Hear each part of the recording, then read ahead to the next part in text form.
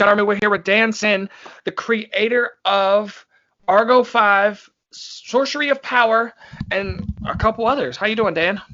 Yeah, going good. Just trying to keep cool. The weather is, temperature's rising around here. Oh, yeah. What state are you in? I'm Long Island, New York. Oh, yeah. It's hot here in Florida, too. It's like, I think it was like 105 today. Well, the real feel was 105. That's crazy. Oh, yeah. I've been here a couple years, and I'm already tired of the heat. Yeah, I got to make a move at some point. I visited the Panhandle a number of times, but, that's a little north. Still drops to like 40, 30, 40. So I'd rather be in the middle or something. Right. See, me and my future wife was thinking about. I'm from Virginia, been there 25 years. Come here about 5 years ago. So, think the perfect in between would be North Carolina. Oh, okay. Well, actually, the artist of Sorority of Power, Bill Mouse, he's from Virginia Beach. Oh, nice. Yeah. He's was well known for Zen Intergalactic Ninja and his creation with what's it called? Cyber. Oh, getting a blank here. But yeah, he's a phenomenal artist, and glad to have him on Sorority of Power. So, All right. And you got a Kickstarter right now, don't you? Yeah, we actually have a Kickstarter going for Big House Blues. I happen to actually have this right here, and well, it's Nira. I was thinking Cyber, but Bill Mouse is Nira X, which I was thinking Cyber because we he had Entity Comics, and he's been publishing news stories with Nira X. But back to the Kickstarter. I actually have this as the stretch goal right now. Is that we reached our funding goal, and we reached our first stretch goal. Now we have a second stretch goal. We're just about $500 away from that. 2 days left, so we're pushing to try to get that. Everyone who backed at the variant cover level and above would get another variant cover included in their order. We have like a pulp magazine style cover, and this painting here on canvas was the pulp magazine style cover. So if we can reach that stretch goal, we're going to actually randomly select someone to actually get the canvas painting by Bobby Penafiel, included in their order. So anyone at that level or above will be eligible for the random drawing to get this painting on canvas. And it was, rolled up to me, sent in this tube. They'll get the tube for free as well. Right. Wow, that's awesome. So what is the book about? Is this continuing the Argo 5 and Sorcery of Power story? Is this all tied into one? Okay, yeah. Argo 5 and Sorority of Power are in the Argo Comics universe. Now, Big Ass Blues is actually in the Thunder Zone. Okay, so Thunder Zone is an imprint within Argo Comics, kind of like Vertigo is to DC. So it's a separate universe because I had people approaching me looking to see if I could publish their books. So what I said to myself is, let me just create a separate universe. I'll throw some of my stuff in there that wasn't meant for the Argo Comics universe. So this will be in the Thunder Zone. Everyone beyond my own creations, everyone else in there, it's kind of like Image, where it's creator owned, they still own their creations. We'll do some crossovers, but just like in early Image, when those guys were able to jump in if they wanted to on a crossover, not jump in, do crossovers between themselves. Thunder Zone will be its own universe. We actually started off Kickstarter with Nature Man, which was the revival of the public domain Nature Boy. That was the first Thunder Zone title. And then we brought in Supercross from Singapore by creator Jerry Hines, and Defenders of Europe from Italy from Fabrizio De Fabridis. And so we had a book from Singapore, a book from Italy, and in this Kickstarter with Big Ass Blues, we have The Squad, which is from a creator, Nigel Flood, in Ireland. So I'm bringing books from around the globe that haven't been exposed in the US market. In some cases, we're having to translate them, but we're getting them all out for the US audience. Oh wow, that's so cool that you're doing that, Dan.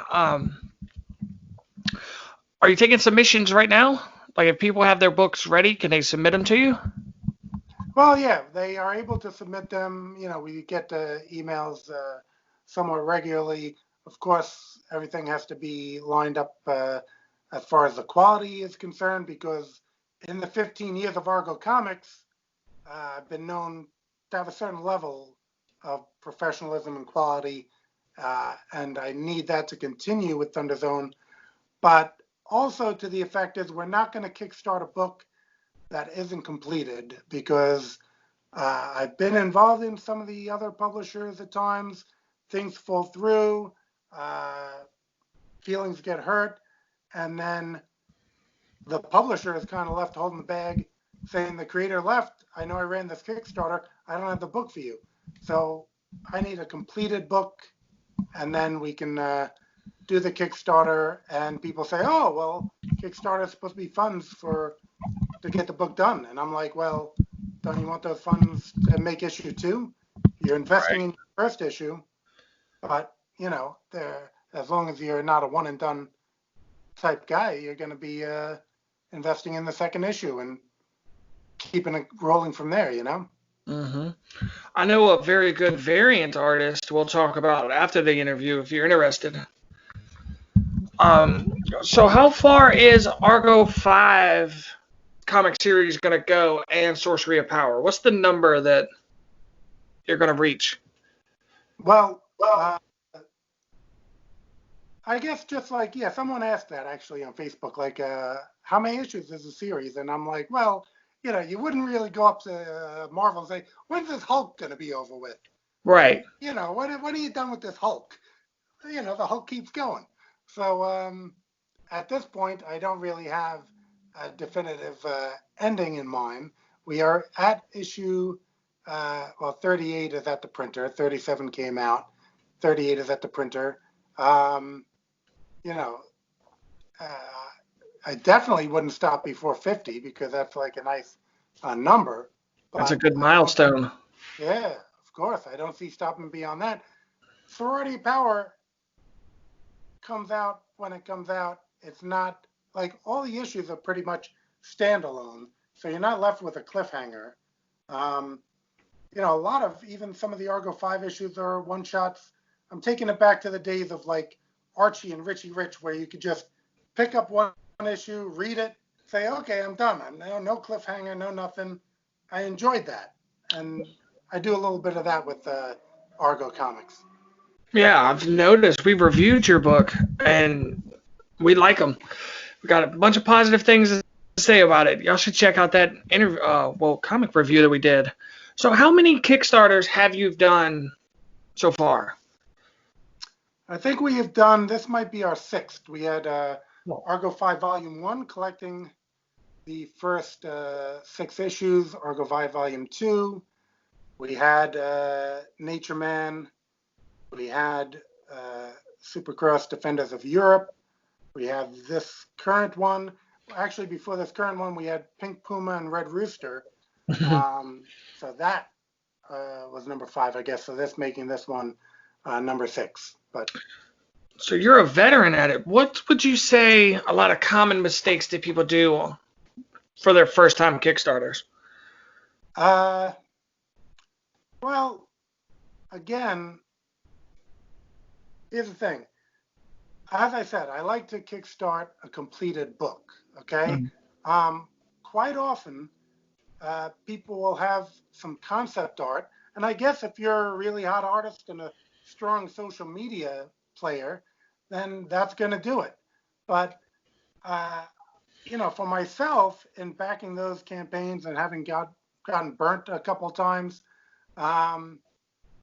I rather have, like I said, the book completed, or at least all through the art and colors, so that uh, because where people go wrong is they think that they're going to do this Kickstarter, make a load of money or whatever, and then all of a sudden they're doing math on shipping and printing, and they're kind of like losing heart in the whole thing, because if they paid an artist and colorist, they may not be breaking even at that point, and then they say, well, screw it, I'm keeping the money, and that's where everything breaks down.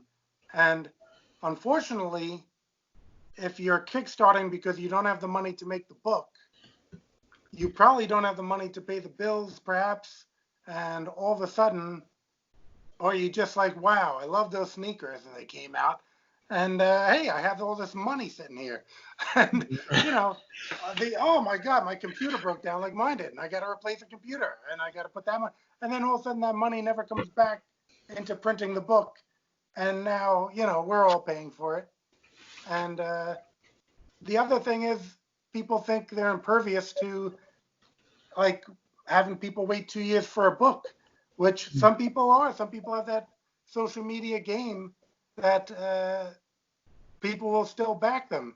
But for myself, I know a guy right now. He said, "Oh, we're waiting for pinups, and I'm getting them for free. So we get them when we get them." And like, well, we all backed you. You should have some accountability and say to yourself, you know what? These free pinups aren't coming. He's an artist, do some pinups, or I'm going to pay a little, get some, there's a lot of affordable artists. I'm going to pay and get some pinups and put this book out for everyone who's been waiting, for over a year. Right. So those are some mistakes I see, and as you can tell, irritate me. But I can only control my own books, and I make sure to get them out to people in a timely manner. Okay, where can people pick up all of your books at? Yeah, at Indie Planet. Indie Planet / ArgoComics.us, I believe, but it's all my social media and everything. If I don't have the link exactly correct, yeah, all the Argo comics are there. Of course, we do have the Kickstarter for a couple more days, so people can buy the books there. They can do add-ons for the previous Thunder Zone books. The only thing I really don't sell on Indie Planet is the trade paperbacks, making that a Kickstarter exclusive. So giving people something. Even the Kickstarter comics are going to have a bonus section that's not in the general release. So, if you want to get the full story, well, beyond the story, the full story is in the general release, but the backup material, that's a place to go for Kickstarter for that. All right, how many issues is in the trade? Is it 1 through 20 or 1 through 25? No, that's trade paperbacks usually have 3 or 4. We have the first 6 issues in Argo 5 Volume 1, second 6 issues, Argo 5 Volume 2. So when I put out Argo 5 Volume 3, that'll have the next 6 issues, and people will be able to back order the other 2 trade paperbacks. All right. Have you ever thought about taking all the issues and putting one big book, like Argo's big book of comics? Yeah, I know that there are a few omnibuses that have come out. I enjoy the ones Project Superpowers from Dynamite. So, that's, I mean, kickstarting that, the cost of it on not having like a mainstream distribution and everything. So the cost per issue goes up quite a bit. And I'm not sure you get enough backers willing to plunk down that amount. But yeah, it is something that's in the back of my head. That's how I read a few books, just through omnibuses. I do like them. So it could be on the horizon. But, for now, 6 issues in a trade is a good chunk of reading and still somewhat affordable. Right. So before the current world events, was you going to any cons? Well, did like 10 years solid of cons. And, I was at a number of New York Comic Cons, being here in New York, a number of Wizard Worlds, Heroes Con. So I did do the con circuit a bit. It did seem to turn a little bit towards people doing prints of mainstream characters. And, I did do commissions because I did the art for Argo 5 #1, so I am an artist, but I wasn't really selling, like I said, the prints of the mainstream characters, which was really sucking up a lot of the business. So I kind of eased off on cons a bit. But I mean, I was at a convention. I remember this guy loving this Flash print that the guy had on the table. He was at the table next to me. He's like, wow, this Flash is great or whatever. And I'm like thinking, dude, that image is on the shirt you were wearing right now. So he didn't even realize he's giving this guy all the credit in the world. The guy, traced it and then recolored it. And I'm like, it's on this guy's shirt. And he's obviously a Flash fan. But, and again, I'm just like not in that ball game. So, I enjoy the cons. And especially, I've gotten, people who have bought the Argo 5 series and Sorority of Power know that there's a lot of like mainstream artists who I've arranged art at conventions, got their permission to publish. So, there's a lot of big names that I just enjoy their work. So conventions is great for that. But just, as a independent publisher, it was a little tough on the books. Again, I would do art at the table, make up some of it, but it's still a lot, especially if you factor in hotel and airfare. Okay. Well, I think that's going to be it for now, Dan. Do you have any shout outs that you want to do? Well, I'll shout out the Thunder Zone crew because we got the Thunder Zone Kickstarter going.